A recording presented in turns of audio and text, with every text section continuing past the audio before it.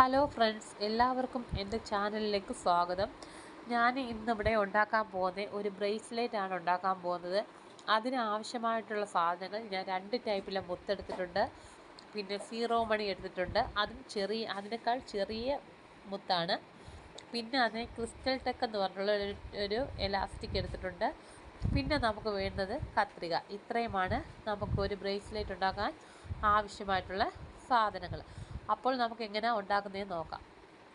അപ്പോൾ നമ്മൾ കൈയുടെ അളവാണ് നോക്കുന്നത്. നമ്മൾ എലാസ്റ്റിക് എടുക്കുമ്പോഴത്തേക്ക് കൈയുടെ അളവിനേക്കാളും കുറച്ചും കൂടി എടുക്കണം. കാരണം എന്ന് വെച്ചാൽ നമ്മൾ ഏറ്റവും ലാസ്റ്റ് വരുമ്പോൾ അത് കെട്ടുന്നത് കൊണ്ട് കുറച്ച് അധികമായിട്ട് വേണം എടുക്കാൻ.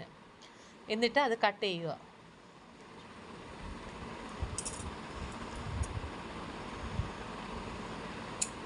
അത്രയും ഭാഗം കട്ട് ചെയ്യുക.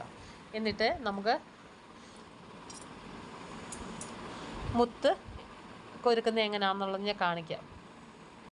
അന്നേരം നമ്മൾ ആദ്യം എലാസ്റ്റിക് എടുത്തതിന് ശേഷം ആദ്യം ഒരു മുത്തിട്ട് കൊടുക്കുക.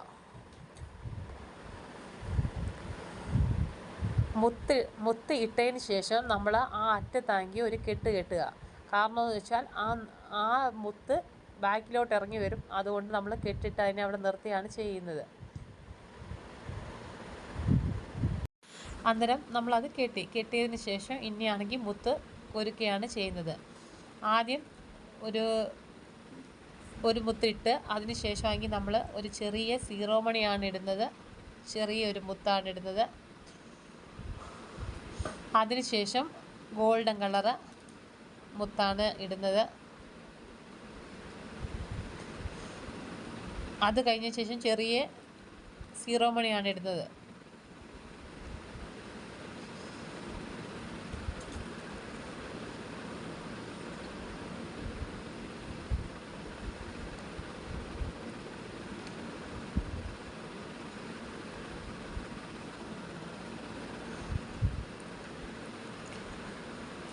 അങ്ങനെ വീണ്ടും നമ്മൾ വലിയ മുത്താണ് ഇടുന്നത്.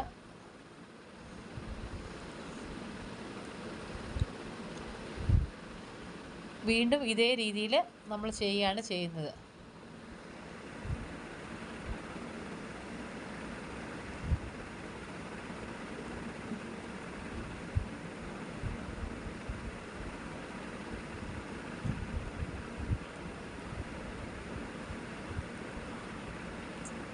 അങ്ങനെ ഇതേ രീതിയിൽ നമുക്ക് ഫുൾ ചെയ്തിട്ട് വരാം.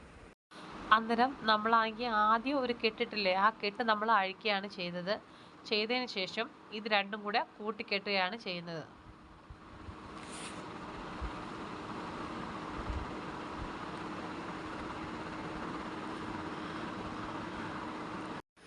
അങ്ങനെ നമ്മൾ 2-3 പ്രാവശ്യം കെട്ടിട്ട് കഴിഞ്ഞതിന് ശേഷം നമ്മൾ അവിടെ വെച്ച് ഇച്ചിരി മുകളിലോട്ട് വെച്ച് വേണം കട്ട് ചെയ്യാൻ. അതിനുശേഷം നമുക്ക് പശ ഒട്ടിച്ച് കൊടുക്കാം.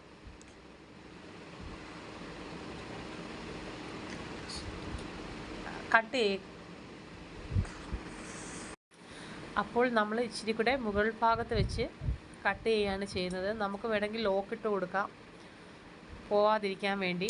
ഞാനിപ്പോൾ ഇവിടെ പശയാണ് ഒട്ടിച്ച് കൊടുക്കുന്നത്. അപ്പോൾ നമ്മൾ പശ ഒട്ടിക്കുകയാണ്. അതിനുശേഷം ഇത് ഉണങ്ങിയതിന് ശേഷം ഫൈനൽ ലുക്ക് കാണിക്കാം. അപ്പോൾ ഇതാണ് നമ്മളെ ഫൈനൽ ലുക്ക്. എല്ലാവരും ഈ ചാനൽ കാണുക, സബ്സ്ക്രൈബ് ചെയ്യുക, ലൈക്ക് ചെയ്യുക. ഇൻഷാ അല്ലാഹ് പുതിയൊരു വീഡിയോ ആയിട്ട് വീണ്ടും വരുന്നതായിരിക്കും.